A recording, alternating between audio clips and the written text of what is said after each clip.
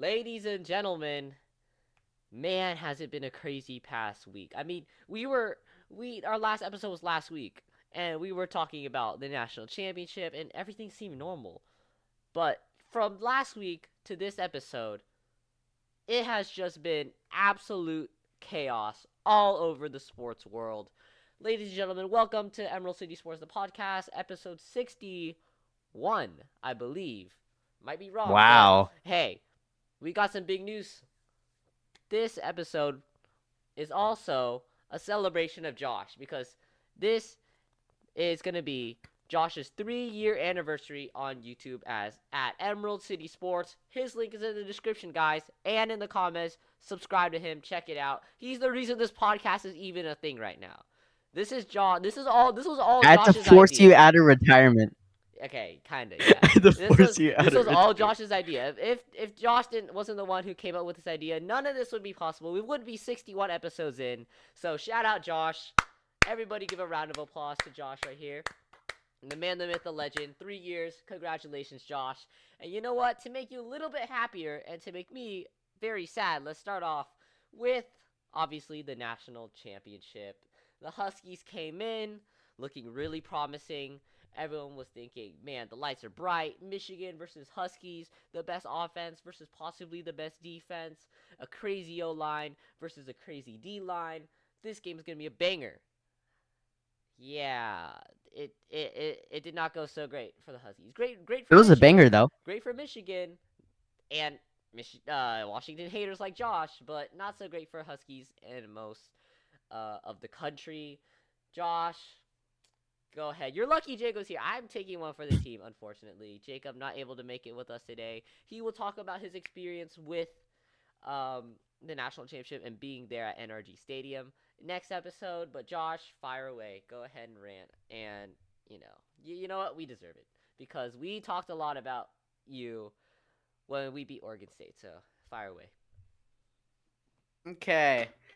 First of all, thank you for coming in today, making sure this podcast runs smoothly. Everything's all good. Thank you for making sure this podcast runs for a great 61 years. And now let's talk about these Washington Huskies, which I mean, upside down looks like an M, but that doesn't matter. Screw that. I can actually burn that hat. I actually have an extra right This here is insane. just so I can burn it. I could burn it like no. I would get. Why do We're you gonna have get two copyright Husky strike. hats? So I can burn one for times like these. Okay. Um. Yeah, it's a long story. But yeah, you should probably stop interrupting either. Michigan Wolverines beat your Washington Huskies. You, Jacob, people at school, all those Washington fans thinking, have high hopes. Oh, we've been underdogs all of this. We're going to come into this national championship in Houston. Jacob's going to be there in Houston. What's going to happen? Absolutely destroyed. Sure, you at halftime you guys came in a little bit of a lead. Um but you guys blew up those fourth down calls. 4th and 7, Penix overthrows it and changed the tide of the game. Could have been you guys could have had a lead at halftime. Third quarter starts tumbling all the way down. Punt, punt, punt, interception. Michigan actually can score the ball, unlike you guys. And that's game. They probably already had the blue and yellow confetti planned. They could save some money, not have to get the purple and gold confetti. I mean, they're both like goldish teams. They could have saved money there, but I think it's the easiest way to cut costs. They probably did, and we get to see blue and yellow confetti splatter all across the scene, all the social media networks blowing up. I put it on my Instagram story, especially thanks to you, which I actually had a pretty fun night. Yeah, that was rough. You know, when you did post it on your story, I got like DMs from kids from our school, like, "What is Josh doing? Is Josh a Michigan fan?" And I had to tell them all, no, Josh is just a Washington hater. He's You know kind what of sucks? he's That kind of they annoying. have to go to you. They can't go directly. They won't go directly to me. Because they know you're gonna like just like rant on them, be like, haha, Washington lost, your team sucks. At least our team has a My conference. DMs are open At for least our anybody at least that at least our listen to at least our team has a new conference. Okay. I gotta give my rundown of the game. All right. Yeah, you're right. Bad game overall. It just kind of felt off from the start. I mean, run defense seemed to swap bodies with the Seattle Seahawks run defense, which we'll get to Oh later. yeah, yeah, By the that way, too. um, yeah, the defense looked atrocious. At one point, I was like, "Shoot, this game is already over. It's like 14-3 already. Like, what are we? Are we gonna get TCU'd here?"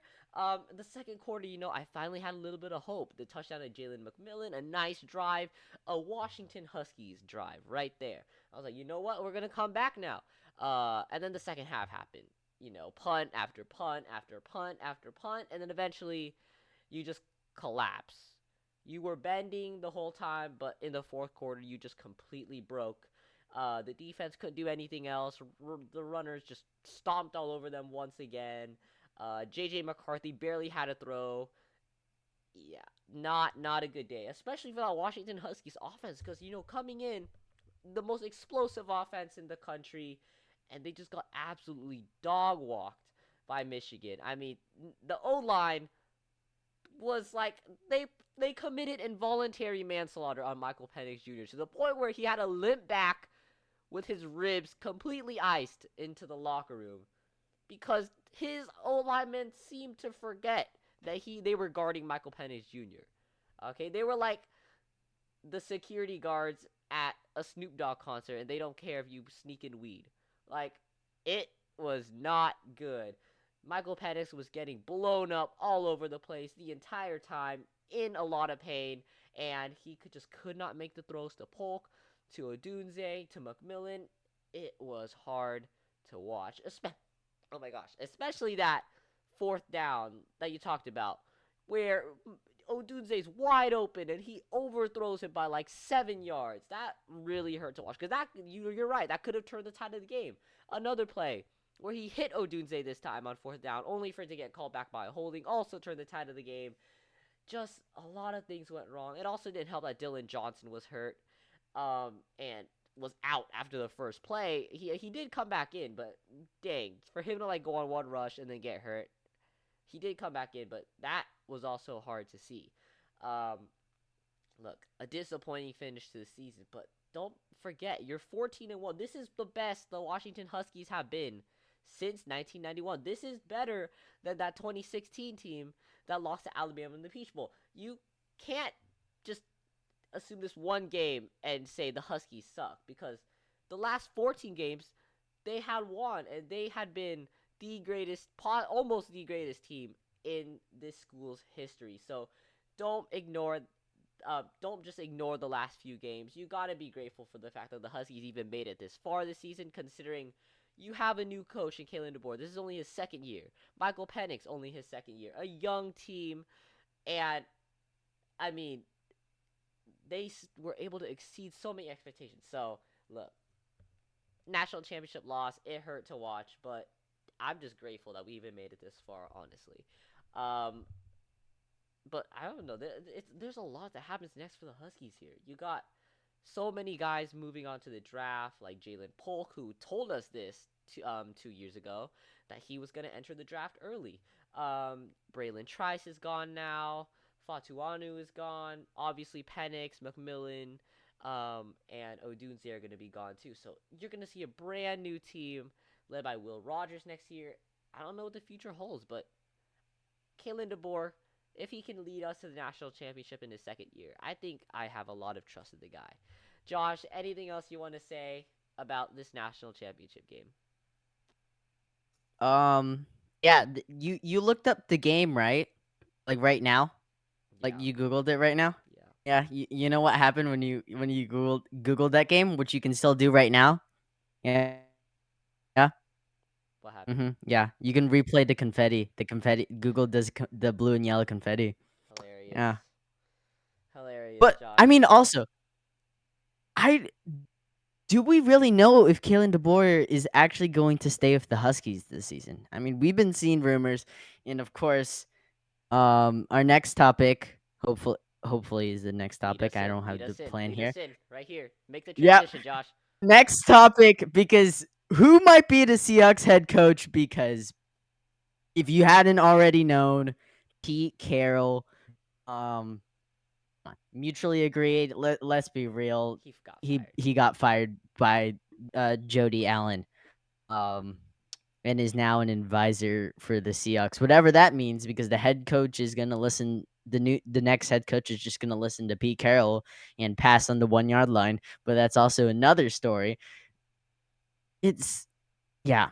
I mean, honestly, first reaction surprising in how I got the news. Yeah, that was funny. That was funny. Why don't you explain it, Josh? Explain your point of view. Yeah. Okay.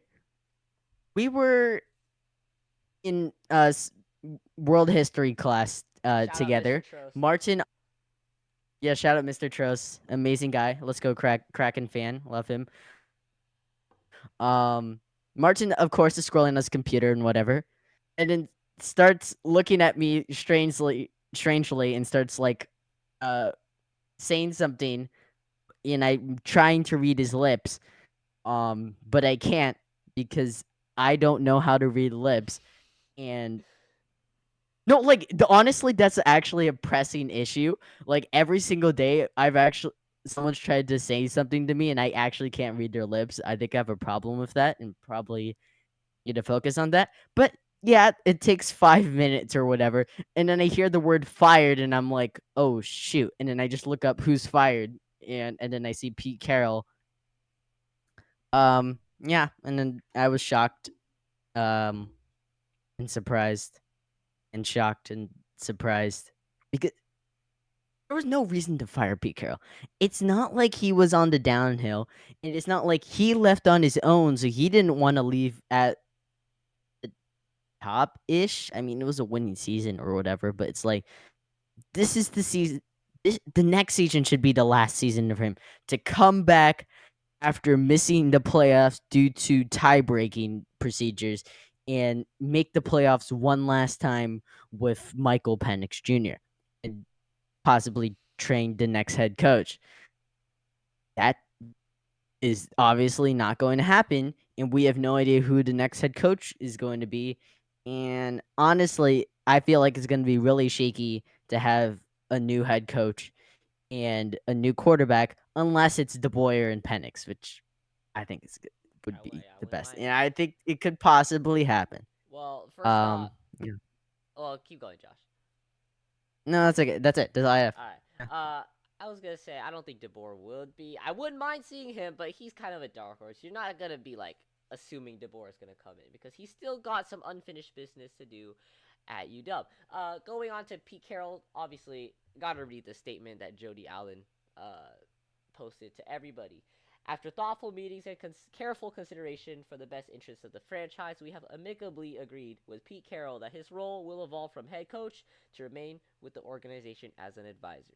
Pete is the winningest coach in Seahawks history, brought the city its first Super Bowl title, and created a tremendous impact over the past 14 years on the field and in the community.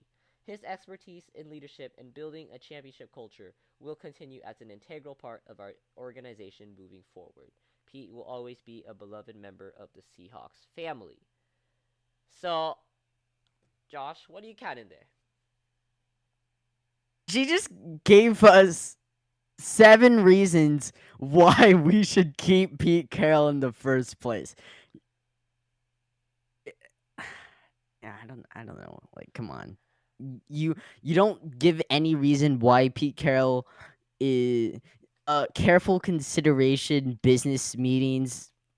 Like, I mean, obviously you're not gonna like downshame him in the statement, but like it's just like a big PR or just like a big PR lessening of Seahawks fans probably being outraged that Pete Carroll is gone, and then you just state facts that actually show why he should actually stay as coach. Kind of fueling the flames here. I mean, personally, I think it was time to move on. Look, I know it should not have ended on a sour note in missing the playoffs, but look, Josh, He's the winningest coach in Seahawks history because he's the longest tenured coach in Seahawks history, I believe. 14 years is the longest a Seahawks coach has ever. This is like 5 years longer than Mike Holmgren was as a coach. This is longer than Chuck Knox was as a coach, longer than any coach in Seahawks history. So obviously you're going to assume he would be the winningest coach. He brought the city its first Super Bowl title. That is very true, and we're very thankful for that. But that was 10 years ago. So obviously the league has changed so much. A new offensive scheme. It's the offensive show now.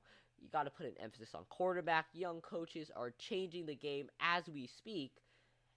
And Pete is falling behind here. I mean, you saw it. He can't keep up with McVay. He can't keep up with Shanahan. Heck, he could barely keep up with Jonathan Gannon, okay? So, look, his philosophy, his scheme, his style, it's old school. It's time to move on. We need to be able to evolve just like all the other teams are. So, obviously, didn't want to end on a sour note, but I think it was time. This was something we had to do if we wanted to keep up with all the other teams because, as you could see, I mean, the talent is there, but there's still such a gap between us and teams like the Ravens and the 49ers. And if we have the talent, like you can like our DK Metcalf, K9, JSN, we have the talent to be able to compete with them, but it comes down to coaching. Like the 49ers do so well, not only because they have great talent, but also because they have a great coach in Kyle Shanahan. The Rams, they have talent too. And even though they're in a rebuild year, they're able to do so well because of what Sean McVay can do with his offense. And what Pete Carroll is doing is not enough for this team to be able to catch up with teams like the 49ers and the Rams and any other team in the AFC. So it just had to be done. And as much as we hate to see it emotionally, it's the right thing to do business wise. Josh, now we move on to like the question, who might be our head coach? There have been many names thrown out there. Mike Vrabel, Jim Harbaugh, who else am I forgetting? Kalen DeBoer, even like we said.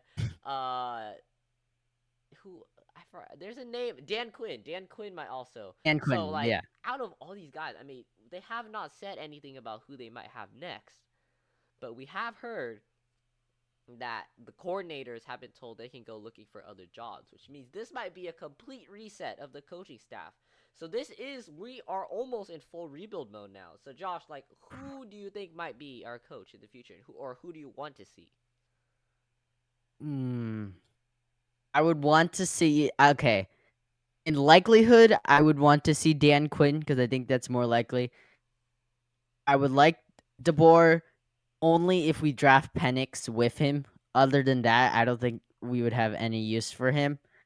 Um, I would say let's get some familiarity while also changing up our staff and doing some sort of rebuild. I don't really want to go into a rebuild now with the way the Seahawks, with the amount of talent that we have on this roster. I don't want to go into a rebuild, but I would say Dan Quinn has done a fantastic job with the Seahawks. He's done a great job outside the Seahawks. Let's give him let's do another reunion because that's what we've been doing these past couple seasons, but this time it's going to work. Yeah, I mean, I see what you mean there.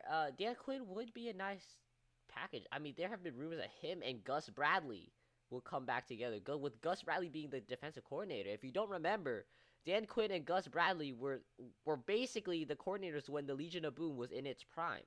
So bringing them back, I mean, you have a young budding nucleus in Spoon, in Woolen if he can not fall off anymore, in Julian Love, in Diggs still being the old guy there to mentor them. I mean, your secondary is quite promising, so you bring those two guys back. I don't want to jinx it, but you could be seeing it.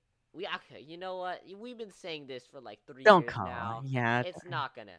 Yeah, no one's ever gonna touch Legion of Boom, but you could see a great defense if you bring these two guys back.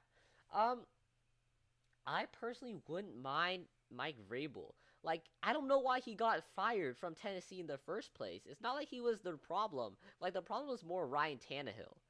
And that's why Tannehill got benched. It's more like the players. Like King Henry obviously has to get out of there because he is just wasting his career with the people surrounding him. But I don't think it was Variable's fault. Like I don't know why he got fired. I feel like him bringing him here would be a nice addition, but he's not very familiar with the scene, and also his scheme is a little bit like Pete Carroll, where it's like a run first offense. But if we want to keep up with like all the other leagues, we gotta, you know, spread it out a little bit and um, focus a little more on the passing game. But I mean, if he does go run first, I wouldn't mind that either because we have a great 1-2 punch in K9 and Charbonnet. And it's not like the 49ers don't go run first either. I mean, they have CMC. Obviously, they're going to run first. So if we can balance it out, honestly, that would not even be a bad idea. I would not mind seeing Mike Vrabel as a Seattle Seahawks head coach. But, Josh, what about Jim Harbaugh? Like, this is weird because when the Seahawks were in their prime, we hated Jim Harbaugh. We wanted Jim Harbaugh gone for him to go to Michigan. And if he comes to Seattle, that's going to be pretty awkward. We don't know if we're going to cheer for him, we're going to boo him. Definitely going to ask him questions about the NFC Championship game, but I mean, if if like has to happen, would you mind Jim Harbaugh? I wouldn't mind Jim Harbaugh a bit. I mean, especially because he's the sole reason why those Michigan Wolverines beat the Washington Yeah. Huskies. Yeah, perfect. It would be amazing. I mean, yes, it's awkward. So I mean, that might be a reason why they don't do the move, just to avoid like the awkwardness, and like it would just kind of be weird. Just like Richard Sherman going to the 49ers. It was like really, really weird. But other than that, yeah, I would like him. And then obviously you got the dark horse and Kalen DeBoer. We already touched on that. There are rumors he might, but I'm gonna assume not. He's got stuff to do at Washington. He does have unfinished business, and that means going back to a national championship and winning one. We'll see if he can be able to do that. But I mean, he's a good coach. But for the NFL, a lot of college coaches obviously don't do so great. But I mean, you obviously have exceptions like Pete or Jim Harbaugh. Um, or who else am I forgetting? Nick. I mean, I was gonna say Nick Saban for some reason, but I mean, we'll get No, that to but that he topic didn't do next. good. He didn't do good in the NFL. He did good in college, so it's not Urban fair. Meyer, no, joking. Definitely not Urban Meyer. So yeah, I mean, it's a crazy shakeup for Seattle. This is truly a new era now, Josh. This is the almost the final bit of that 2013 team is gone. All that's left is Bobby and only Bobby. Cause I mean, we moved on from Russ. We stuck with Pete in these last 3 years. Last 2 years. I mean, they've been okay. They've been a lot better than what people thought we were gonna do without Russ, but not enough for Jody Allen apparently. And Pete Carroll is now gonna be up in the front office instead of down on the sidelines. It's crazy, but just got to accept it. Good things must come to an end, and Pete Carroll is now no longer going to be the coach that you see on the sidelines, chewing gum all the time, going crazy, hoping you'd be like that when you were 72. But in the end, got to thank Pete for these amazing 14 years that he's given to this team, to the city, our first Lombardi. Without him, none of this would be possible. So thank you, Pete, for everything. And obviously, he's going to be in the Hall of Fame. He's going to be in the Ring of Honor. It's gonna be a great time. They've got to put a stadium. They got to put a statue out in front of Lumen Field just for him. And I feel like it should be necessary that we all get to stick our gum on it, like the gum wall at Pike Place Market. It's only fitting. It's only fitting that way. Um, Pete Carroll, however, was not the only coach in the past 24 hours to leave his role. We had two big bombshells also in Bill Belichick leaving the Patriots and Nick Saban leaving Alabama.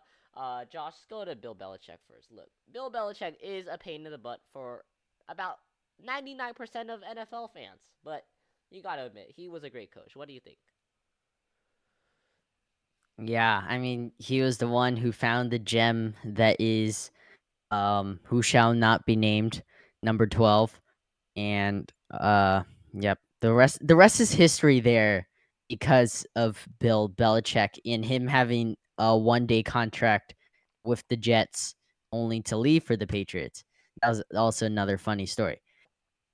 But where do we start this new era begin like, this new era of coaches obvious obviously going to begin, but, like, Belichick hasn't announced his retirement yet. So is he actually going to stick around and possibly join another team? Like, No, that's going to be well, crazy. I don't this is what Pete Carroll might have been hinting too. I mean, obviously he said he's not he doesn't want to stop coaching. He thinks he can still coach. He said that multiple times at the press conference, and he didn't seem happy that he had to step down. So I mean, you could see Pete in a different uniform, in a different team gear next year too. But go on with Belichick. well, I'll touch on that later, but then why would he be an advisor then? Why wouldn't I feel like they that was just like, fully release him? hey, yeah, I feel like that was more like a, okay, you can stay with the team, but like, cause they don't want him going anywhere else. Obviously, that was kind of like their catch, you know. Instead of just firing him completely, they're like, you know what, but we'll give you this kind of thing. Yeah, like a stupid fake rule that won't do anything.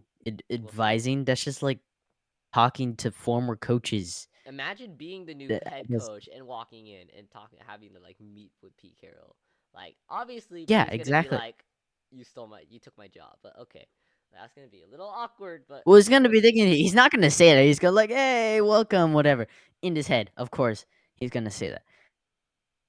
But yes, that's gonna be another bombshell that I'll have to endure during world history class when you come and tell me that Pete Carroll now signs with the freaking Tennessee Titans or New England Patriots or whatever. That would be funny. Belichick to Seattle, Pete Carroll um They're to gonna New all England hold would be signs saying "Thank you for absolutely throwing funny. it on the 1 yard line." I already know. They're gonna come. They'll be like, "Thank you for throwing it on the 1 yard line, Pete. We owe you. We owe you one." Um, no, I did. I only found out because Jacob texted us, and I happened to get it on my watch. And I'm like scrolling through. I'm like, I gotta tell Josh, but I can't because he's across the room, so I gotta mouth it to him. Um, yeah, Belichick. That look, we saw this Belichick thing coming. There were rumors about it all season, and obviously the Patriots didn't do well enough. They didn't even get a winning record. They lost to the Jets at the end of the season. I mean, they got like a 4-13 record or something like that. It was not a good final season for Bill, but you got to look at the history with this too. I mean, 6 Super Bowl rings. He brought New England to prominence with Tom Brady. Um, Tom Brady, okay, I was gonna say Tom Brady would be empty without Bill Belichick, but then he went to Tampa and won. So I can't really say that. But him and Tom Brady are the reason why New England is successful at all. So they got to give props to Belichick for this. Um, like 9 Super Bowl appearances, 3 Head Coach of the Year awards. I mean, this guy obviously also a Hall of Fame lock. It's too easy. He is possibly the greatest coach of all time, even though the last couple of years were kind of iffy. But I mean, you can always ignore that because he has 6 Super Bowl rings to prove how great he is. The other news, Josh, was Alabama and Nick Saban stepping down. What do you think about that? Yeah, this was all planned. Obviously, I think this is the whole spiel going on. All the old coaches coming together. They probably have uh some get together, whatever, and everyone's just like, yeah, we'll step down or whatever. In some form. Nick Saban, yeah, I mean he was able to do it with Alabama. Now he's getting old. Now he's gonna step down or whatever. But then he's probably gonna turn to Tom Brady because he's like the Tom Brady coach of the college football world, and then go back to the NFL and join the Patriots. That would That'd also be be funny. another funny move. Imagine they do like a whole carousel. Like Yeah, exactly. Nick Saban goes to to New England. Belichick goes to Seattle, and then like Pete Yeah. goes to we if Belichick comes to Seattle, we're all holding signs saying "Give us back our ring." But you know, Why am I dealing Yeah. with it? It It's was just 9 years ago. We don't need it. Oh man, I I know. cannot We wait should for we should next year probably once stop they bring talking it about up it. as a 10-year anniversary. That would be so sad. Once we see all those reels on like Insta and stuff, it's gonna be rough. It's gonna be a rough ride next year when all those Malcolm Butler memes come back to life. Well, it's gonna be the 10-year anniversary of our Super Bowl win in about a month. Yeah, So that would be pretty fun. that's going to be Speaking fun. of like Super Bowl stuff, I mean, like half the Super Bowl team was there at Pete's like goodbye party that night, including Russell Wilson, by the way, which is really nice to see because everyone was talking about Russell and Pete hate each other, animosity, this that. To see them together, to see Russ say like proud of you, Pete. Uh, best is yet to come, stuff like that. That was great to see. Pretty heartwarming. His press conference, his goodbye press conference was hard to watch too. I mean, he teared up. Obviously, I'm gonna assume everybody in there teared up. You had Geno Smith sitting in the front row, which is really sentimental because nobody believed in Geno Smith. We didn't believe in Geno Smith. Nobody in Washington believed in Geno Smith besides Pete I Carroll. would like to say I did. I mean, not as much as Pete Carroll though. Like Pete Carroll was the one Yeah. who really went full ride. Like Geno, this team is yours now, and Geno did deliver. So obviously Pete gave Geno's career new life, and Geno has Pete to thank for all of that. Yeah, lots of emotion going through that press conference, and it is truly the end of an era. All right, let's get to some good news that is happening in Seattle sports. Look who is on the come up. The Seattle Kraken, a 12-game point streak. Josh, they are on. They are en fuego. Oh, oh. Okay, I see what you did there because their minor league teams also the Firebirds as well. Okay, you probably didn't know that, I but that was not. I was just trying to flex my Spanish, but oh, okay, yeah. Their mascot's also called Fuego as well. That's enough. I keep on sidetrack. But the Seattle Kraken won against Alex Ovechkin in the Washington Capitals today for the one. Beat the Buffalo Sabres 5-2 earlier, and then I think we didn't see the Senators game. We beat the Senators 4-1. We are on, as Martin said, 12-game point streak, which if non-hockey fans don't know means um we haven't lost a game in regulation in 12 games. That doesn't mean we've won 12 games in a row. We've had overtime losses in the middle of that. But we've gotten a point in the last 12 games. We do actually have a genuine winning streak for all those haters, though. We are on a, let's look at this, one, two, 8 game actual winning streak here. And you know why? You know why that we keep on having big stretches in January? Because some goaltender showed up. Last year, I think it was Chris Drieger. Was it Chris? Oh no, it wasn't Chris Drieger. It was Martin Jones. Martin Jones stopped the team. It wasn't an easy schedule either. It was against Boston. It was against Vegas last year. It was against Pittsburgh. Really good teams. And now this year, Golden Knights in the Winter Classic against Alex Ovechkin in the Washington Capitals. The Anaheim Ducks, which always mess up, and Trevor Zegers. You know why we keep on winning those games? Because Joey DeCord is able to pull up some of the most astounding saves I've ever seen, including one today against the Capitals where he did a scorpion kickflip to. dude, I'm not joking. You could look at that's the clip crazy. to save the puck, only allow one goal against the Capitals, and of course, that's when the Kraken scoring starts to open up because as saves get made, energy is building, and Kraken are actually scoring goals. We've scored 3 or more goals in the past 4 games and held the other team to less than 2 goals. In and shutting out the Golden Knights, obviously, in the Winter Classic. This is why we're on this streak, and this is why, um, this is your last chance to vote for Joey Decord to make the All Star game because instead Oliver Bjorkstrand, who actually had to cancel his family vacation um, somewhere in the Caribbean or somewhere tropical or whatever because the NHL wouldn't pick Joey Decord, but us fans can vote him in by tonight, even though Martin won't post this podcast before then. Hopefully, Joey Decord makes the All Star game because he is this MVP, and this is why the Kraken are in this playoff race. Now, Josh, they've got a nice stretch of games here: Blue Jackets, Penguins, Rangers, Oilers, and Maple Leafs. That's their next 5 games. That's Josh, not a nice. That's not a nice stretch of games. I mean, that's true. That's true. That's true. But hey, if we can win these last past 8 games, like you said, I mean these next 5, I mean they're on a roll. Momentum is on their side. They really could do it. Yeah, they can as Martin is playing Lost and Found or whatever. I my thing is it almost died.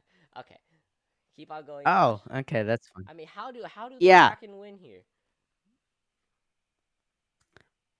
do the same thing they've always been doing, but you know would fire up the team even more if Joey Decord made the All Star game. So Martin, get your NHL.com slash all. Yeah, Uh, I got you. I don't know the link. Just look up NHL All Star vote. Vote for Joey Decord right now. But this week again, playing the Blue Jackets, pretty easy team. Pittsburgh Penguins, they are always. Oh wait, no, they've been in the bottom division now. They're slipping. But the New York Rangers on Tuesday on the road against the top team in the Metropolitan Division is going to be hard. They have stellar goaltending, and they have been all season. So the game plan here is I mean, you got obviously score the puck, but make sure you absolutely need to score on the power play and take those chances because these tough games against really, really tough opponents, you can't make any mistakes or the goals go in. You have to capitalize when the team is down. And the Kraken are actually starting to get really good on the power play and scoring a lot in a lot less time. They scored 3 goals in 1 period against the Buffalo Sabres last weekend, and I think we can do it here and continue this role this week. The Kraken, like you said, are on a roll. Let's see how long they can take this streak, this point streak, with them. It is at 12 right now. Let's see how long they can go with it and possibly get a spot in the playoffs. Josh, anything else in Seattle sports that we got to talk about here? Seattle Rain, Oh yes, let's talk about the Seattle Rain. Um, actually, not nothing much, but the new as one. Okay, someone who collects a lot of jerseys and stuff, it's yeah, new is a little bit throwback, like kind eh, of throwback, but they kind of. are throwback. But it was like 5 years ago, so is it really a throwback? Because people are saying throwback is like the 90s or whatever. But let's make it clear for everybody. The OO Reign, who had a partnership with OO Leonis, a French team, since 2019. Yeah, they've ended that partnership. So what do the Reign do? They go back to the first logo they were using before the partnership, Seattle Reign FC, um, signify the crown a lot as their secondary logo, but the crown of the queen that is in the logo is also going to be used as a secondary logo, which actually looks kind of cool. Personally, my thoughts, the colors, I mean, they are changing up the color scheme a little bit. It's not going to be the usual navy blue and well, not navy. It's like a royal blue and red that they were using with as the OO rain, but more of a I would say a lighter blue and grayish, which hopefully because their kits before this haven't been really good. So I think Agreed. Yeah. they're gonna get new kits, obviously, and I hope this new team without Megan Rapinoe um will be able to do good as the NWSL season doesn't start for another 5 months. Yeah, we are in kind of a dry. I mean, I wouldn't say dry spot, but like we're kind of in that gap in between This is the dry sports right now. spot. Yeah. The Kraken will be the focus for the next few weeks, of course. I mean, unless something else happens, it's the Seahawks because as the Kraken thought they were gonna get the spotlight, of course, another team from Seattle had to take it, steal it from them again. But Seattle sports is heating up. We've got a lot of stuff to talk about. Next week, Jacob will be back. Josh gets to flame us a little more.